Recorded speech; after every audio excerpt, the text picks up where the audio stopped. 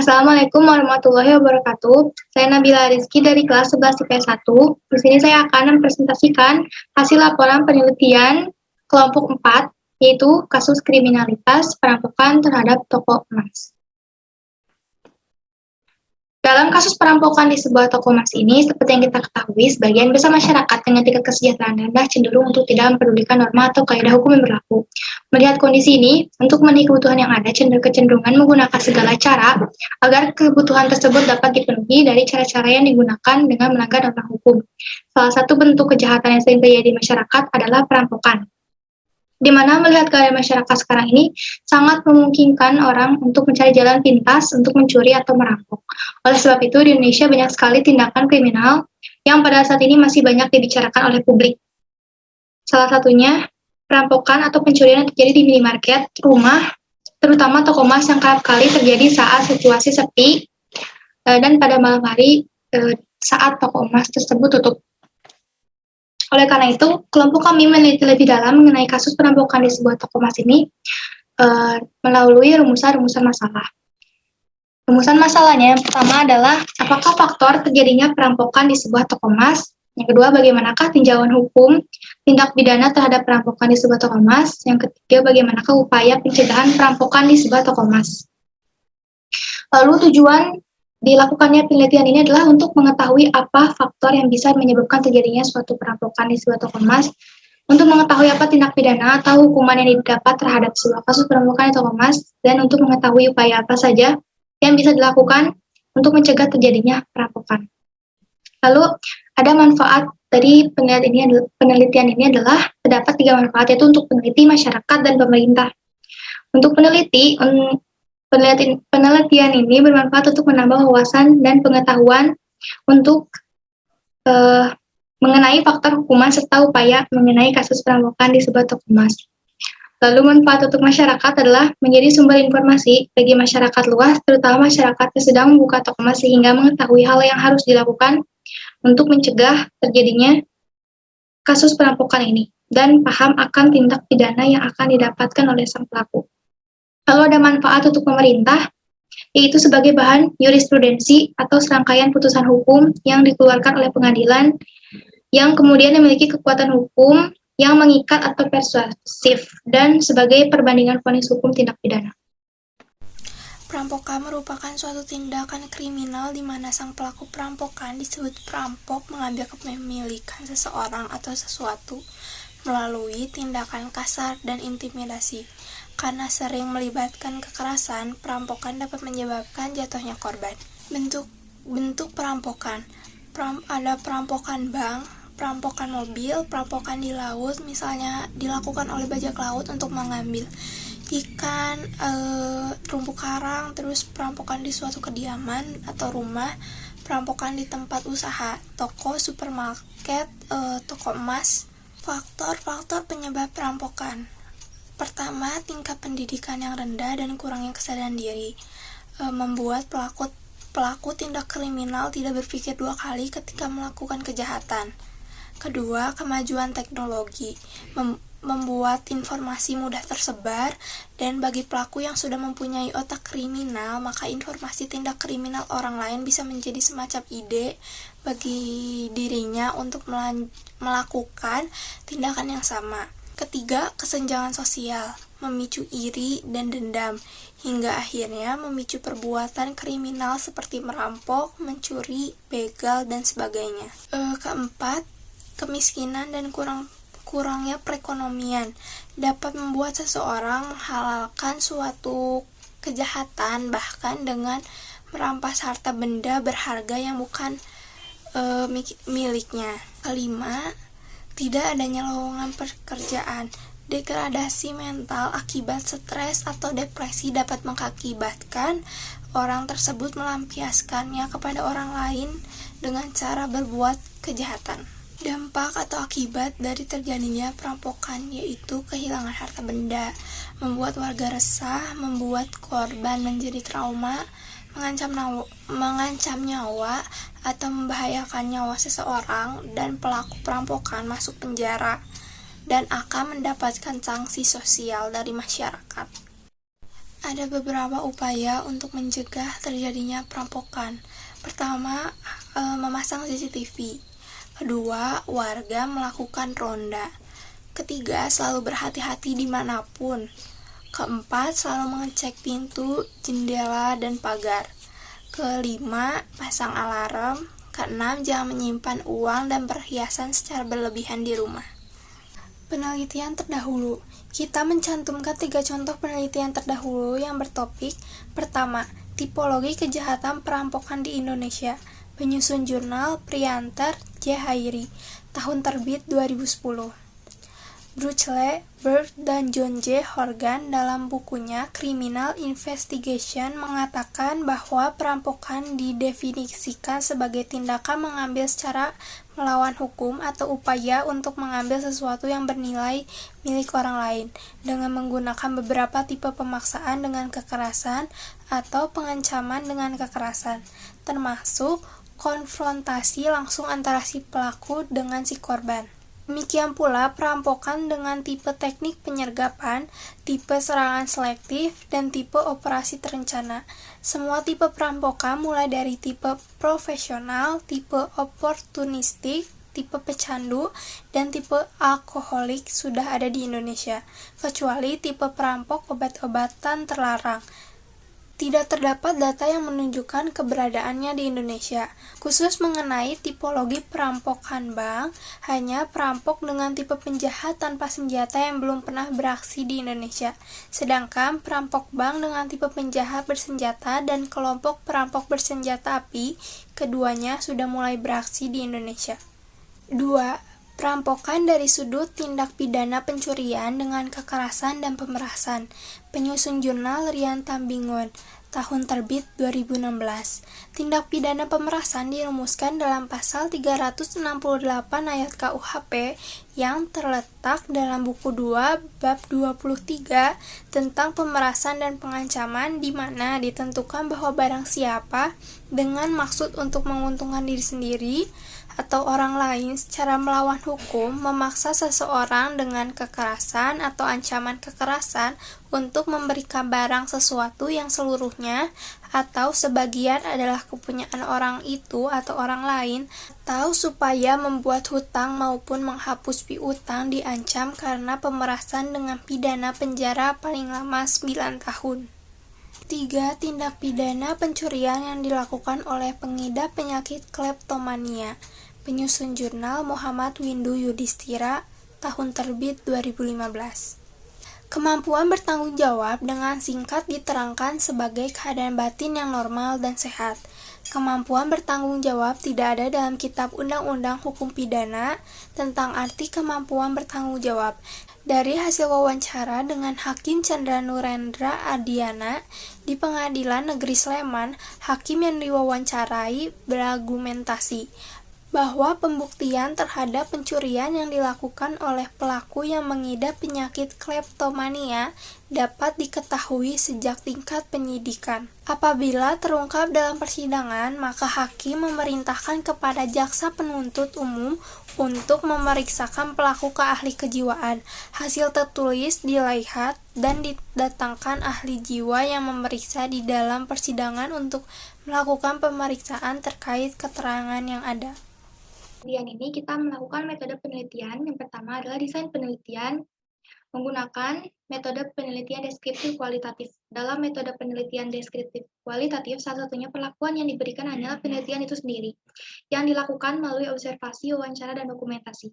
Di sini peneliti menggunakan metode penelitian deskriptif kualitatif, yaitu dengan melakukan wawancara dengan beberapa tokoh masyarakat, karena penelitian ini mengeksplor fenomena perampokan di sebuah toko emas yang meliputi faktor tindak pidana hingga upaya pencegahannya. Selain itu, penelitian ini juga bersifat induktif dan hasilnya lebih menekan makna. Partisipan penelitian dalam penelitian ini antara lain adalah yang pertama ada kepolisian, yang kedua adalah mahasiswa hukum, yang ketiga pegawai swasta. Para informan ini dipilih berdasar pada teknik purposif dan metode terstruktur. Teknik purposif ini tepat dilakukan dalam penelitian kualitatif karena partisipan yang didapat dianggap mengetahui permasalahan yang dikaji oleh peneliti. Lalu Instrumen penelitian, pengumpulan data penelitian ini dilakukan melalui wawancara, serta perangkat bantu seperti internet, jurnal-jurnal, dan skripsi. Wawancara dilaksanakan dengan menggunakan metode terstruktur terhadap 3 orang narasumber. Data yang tidak terungkap melalui wawancara dilengkapi dengan data hasil studi pustaka dan dokumentasi yang dimiliki peneliti. Untuk memperkuat substansi hasil data, semua data hasil penelitian ini diuraikan berdasarkan fokus rumusan penelitian. Teknik pengumpulan data. Teknik yang digunakan yaitu wawancara, dokumentasi, dan studi pustaka. Pertama, wawancara.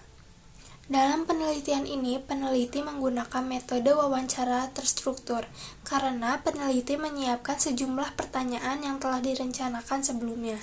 Tiap narasumber ditanyakan pertanyaan yang sama dengan urutan yang sama pula. Penulis menggunakan wawancara terstruktur agar pertanyaan lebih terfokus sehingga data yang diperoleh tidak akan melenceng dari pokok permasalahan. Dalam penelitian perampokan terhadap toko emas, peneliti melakukan wawancara terhadap beberapa pihak yaitu polisi, mahasiswa hukum, dan pegawai swasta. Wawancara dilakukan secara terbuka di mana para narasumber mengetahui bahwa mereka sedang diwawancara dan mengetahui apa maksud dari wawancara tersebut. Kedua, dokumentasi. Dalam penelitian ini, peneliti mengumpulkan data jurnal, skripsi, artikel, dan studi tentang kasus perampokan. Dokumentasi dalam penelitian kualitatif digunakan sebagai penyempurna dari data wawancara. Studi pustaka. Studi pustaka adalah teknik pengumpulan data yang dilakukan dengan cara mengumpulkan data yang relevan atau sesuai yang dibutuhkan untuk penelitian dari buku, karya ilmiah, berita, tesis, ensiklopedia, internet, dokumen elektronik, maupun sumber kredibel lainnya yang reliable dan juga sesuai dengan topik penelitian dilakukan. Dan juga dalam penelitian ini, peneliti mencari berita-berita tentang terjadinya suatu perampokan toko emas di sebuah situs internet. Teknik analisis data. Tahap-tahap teknik analisis data yang digunakan adalah sebagai berikut, yaitu reduksi data, penyajian data, dan penarikan kesimpulan. Pertama, reduksi data. Reduksi data diartikan sebagai proses pemilihan, pemusatan perhatian pada penyederhanaan, pengabstrakan, dan transformasi data kasar yang muncul dari catatan-catatan tertulis di lapangan. Maka dari itu, peneliti mereduksi data dengan menganalisis, menajamkan, menggolongkan, mengarahkan, dan membuang informasi yang tidak perlu mengenai kasus perampokan di sebuah toko emas ini dan mengorganisasi data dengan cara sedemikian rupa hingga kesimpulan-kesimpulan finalnya dapat ditarik dan diverifikasi. Kedua, penyajian data. Setelah direduksi, peneliti melakukan display data. Peneliti melakukan display data sesuai dengan rumusan masalah yang diteliti. Data yang diperoleh dari hasil wawancara dan hasil observasi terhadap anggota kepolisian dan seorang mahasiswa hukum serta tokoh masyarakat disajikan dengan teks yang bersifat naratif yang berisi mengenai informasi untuk kemudian ditarik kesimpulan. Ketiga, penarikan kesimpulan. Selanjutnya adalah tahap terakhir yaitu penarikan kesimpulan. Penarikan kesimpulan merupakan langkah akhir dari pembuatan suatu laporan penelitian. Penarikan kesimpulan adalah usaha untuk mencari atau memahami makna, keteraturan, pola-pola penjelasan, alur, sebab akibat, atau preposisi. Pada penelitian ini, verifikasi dalam hal ini adalah mencari arti atau makna deskriptif atau gambaran mengenai perampokan yang merujuk pada perampokan di sebuah toko emas dalam mencari tahu apa faktor, tindak pidana, serta pencegahannya. Kesimpulan dalam penelitian kualitatif ini bersifat logis, artinya sesuai dengan logika, masuk akal, benar menurut penalaran. Untuk temuan dan pembahasan, di sini pada rumusan masalah yang pertama, yaitu tentang apa sajakah faktor terjadinya perampokan di sebuah toko emas. Berdasarkan hasil studi pustaka, wawancara, dan dokumentasi yang peneliti dapatkan, bahwa ada beberapa faktor terjadinya suatu perampokan. Secara umum, yang pertama itu adalah tingkat pendidikan yang rendah, dan kurangnya kesadaran diri, membuat pelaku tindak kriminal tidak berpikir dua kali ketika melakukan kejahatan. Dan pendidikan sendiri itu merupakan suatu proses memanusiakan umat manusia yang dapat merubah kualitas hidup mereka menjadi lebih baik. Pendidikan juga akan membentuk manusia menjadi makhluk yang beradab dan bermoral. Namun, kenyataannya, pendidikan belum sepenuhnya menyentuh masyarakat sehingga menimbulkan masalah-masalah sosial di masyarakat. Lalu yang kedua itu ada kesenjangan sosial. Kesenjangan sosial memicu iri dan dendam hingga akhirnya memicu perbuatan kriminal seperti merampok, mencuri, begal, dan sebagainya. Kesenjangan sosial sendiri ini akan berdampak pada tingginya kasus kejahatan. Lalu yang ketiga itu ada pengangguran dan kemiskinan. Pengangguran dan kemiskinan ini memicu stres dan depresi terhadap pelakunya, dan tidak adanya lowongan pekerjaan pun dapat menyebabkan degradasi mental akibat stres atau depresi, yang dapat mengakibatkan orang tersebut melampiaskannya kepada orang lain dengan cara berbuat kejahatan. Dan pengangguran ini sendiri disebabkan oleh ketimpangan antara jumlah pekerjaan yang tersedia atau lapangan kerja tidak sebanding dengan jumlah angkatan kerja atau pencari kerja. Dan dari data yang didapatkan peneliti melalui hasil wawancara 3 narasumber tokoh masyarakat, yaitu polisi, mahasiswa hukum, dan pegawai swasta, dapat dikatakan bahwa pada sebuah toko emas dapat terjadi perampokan dikarenakan kurang amannya sistem keamanan. Kurangnya sistem keamanan di sini adalah para pengusaha toko emas di Indonesia masih banyak yang tidak begitu sadar akan kejahatan yang bisa terjadi di mana saja. Karena itu, bahkan masih banyak toko emas yang tidak memasang CCTV untuk keamanan tokonya. Selain itu pun, kurangnya kewaspadaan penjaga pun bisa mengakibatkan perampokan di mana penjaga toko bisa mudah percaya kepada seseorang yang padahal mempunyai niat buruk terhadap tokonya tersebut. Di balik itu pun motif balas dendam bisa menjadi salah satu faktor terjadinya perampokan di sebuah toko emas ini. Dendam pribadi yang terjadi karena konflik antara pelaku dan korban masih menjadi salah satu faktor yang sering terjadi dari beberapa kasus perampokan di sebuah toko emas hingga saat ini. Lalu untuk rumusan yang kedua yaitu tentang tindak pidana yang didapatkan oleh si pelaku perampokan di sebuah toko emas. Tindak pidana di dalam Kitab Undang-Undang Hukum Pidana tidak dikenal, akan tetapi dikenal dengan istilah pencurian dengan kekerasan. Pencurian dengan kekerasan diatur dalam pasal 365 KUHP pada bab 22. Tentang pencurian, pasal 365 KUHP ini disebut pencurian dengan penggunaan kekerasan, yaitu pencurian dalam bentuk pokok ditambah dengan unsur kekerasan. Misalnya menodong agar diam, tidak bergerak, sedangkan si pencuri lain mengambil barang-barang dalam toko tersebut. Nah, pada kasus perampokan di sebuah toko emas ini, kasus perampokan ini masuk ke dalam pasal 365 KUHP dikarenakan termasuk perampokan yang biasanya disertai dengan tindakan kekerasan dan intimidasi.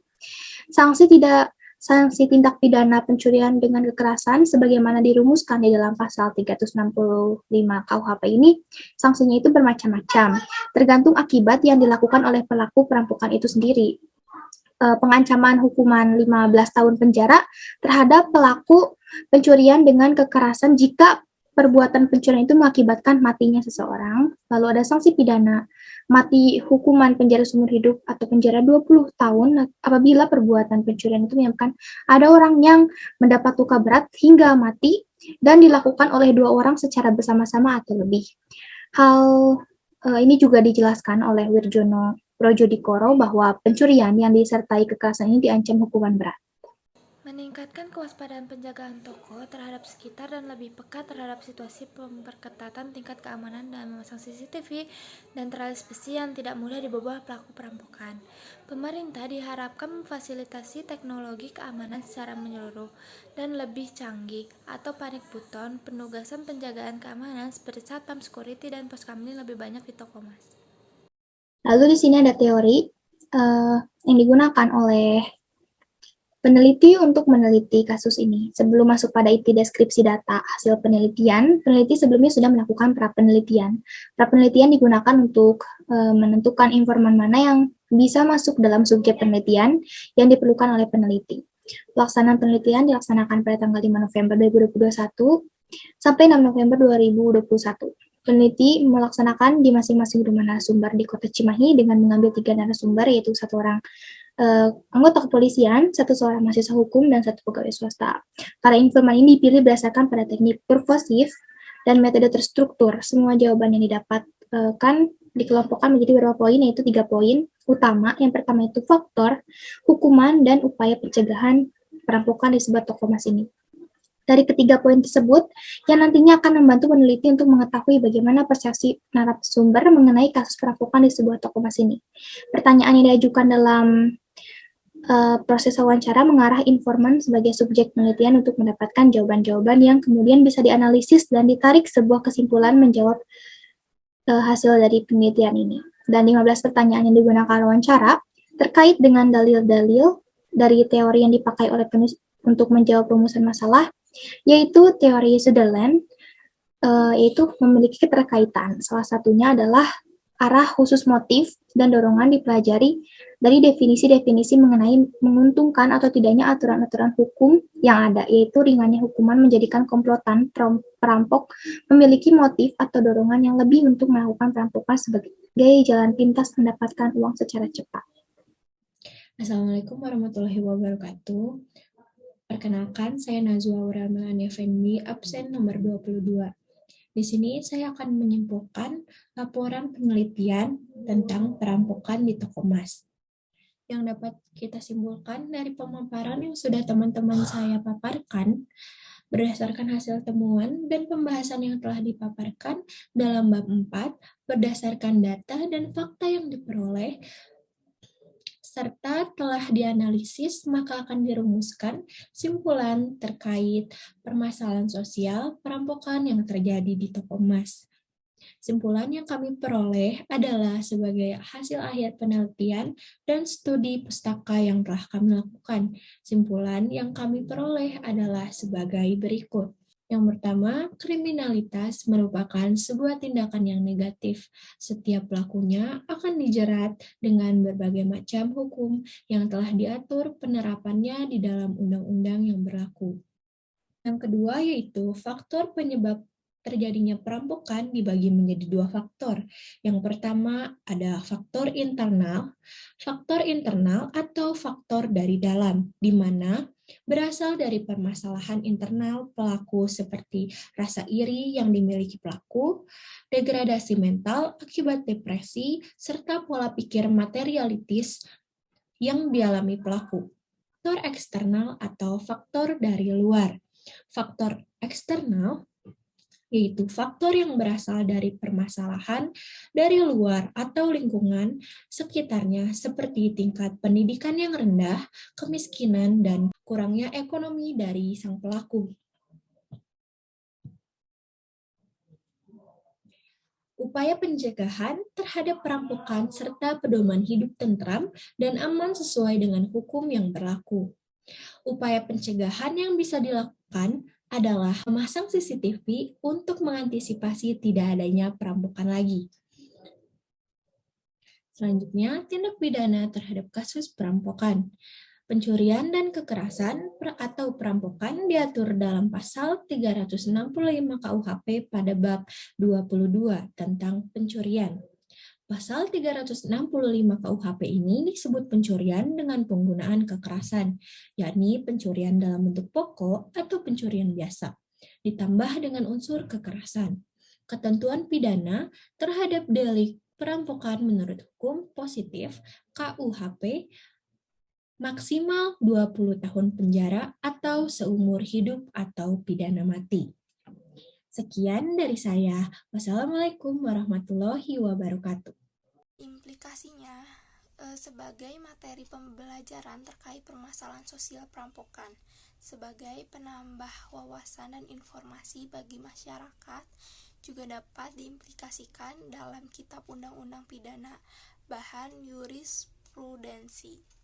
Maka implikasi yang harus dilakukan ialah meningkatkan sistem keamanan agar kasus kriminalitas terutama seperti perampokan di toko emas ini dapat ditangani dan dicegah sebaik mungkin. Dengan demikian, angka kriminalitas di Indonesia dapat berkurang. Yang terakhir, saya akan menyampaikan rekomendasi berdasarkan hasil penelitian. Rekomendasi ini peneliti sampaikan kepada para pemilik toko emas, masyarakat, pemerintah, dan untuk penelitian yang selanjutnya. Yang pertama, untuk bagi para pemilik toko emas, saya akan menyampaikan bahwa peneliti menyarankan para pemilik toko emas untuk mulai meningkatkan keamanan tokonya dengan memasang CCTV yang dihubungkan ke monitor atau ponsel pemilik toko. Yang kedua, pemilik toko sebaiknya lebih mengawasi gerak-gerik setiap orang yang berada di area sekitaran tokonya yang mondar-mandir atau bersikap aneh saat berada di dalam toko. Yang ketiga, ada pemilik toko bisa bekerja sama dengan para pemilik toko sekitar agar saling menjaga dan mengingatkan untuk senantiasa berhati-hati akan adanya perampokan yang bisa terjadi kapan saja. Selanjutnya ada rekomendasi bagi masyarakat. Yang pertama adalah peneliti berharap kepada masyarakat untuk lebih menyadari betapa pentingnya perlindungan diri dari segala macam mara bahaya, yaitu aksi perampokan yang marak terjadi di Indonesia. Masyarakat perlu memahami akibat dan sanksi yang akan diterima jika melakukan aksi perampokan. Yang kedua adalah peneliti menyarankan masyarakat untuk menghindari perbuatan yang berbau pidana, karena perbuatan tersebut akan merugikan orang lain, juga akan merugikan diri sendiri. Yang ketiga, peneliti berharap bahwa kepada para pelaku pidana untuk menjadikan kasus ini sebuah pelajaran agar tidak menimpa dirinya di masa yang akan datang. Lalu selanjutnya ada bagi pemerintah dan aparat penegak hukum. Peneliti berharap kepada pihak kepolisian yang berwenang selaku penegak hukum agar tetap berpegang pada undang-undang yang berlaku demi tegaknya hukum dan keadilan serta baiknya lembaga kepolisian di mata masyarakat. Selanjutnya, mengadakan tindakan yang tegas kepada setiap pelaku kejahatan perampokan yang terbukti secara hukum. Lalu yang kedua adalah peneliti mengusulkan kepada pemerintah yang memiliki kekuasaan atas wilayah untuk meningkatkan keamanan yang lebih kompleks dengan memasang CCTV di sudut-sudut tempat yang rawan akan pencurian. Terakhir, kami akan menyampaikan rekomendasi bagi penelitian selanjutnya.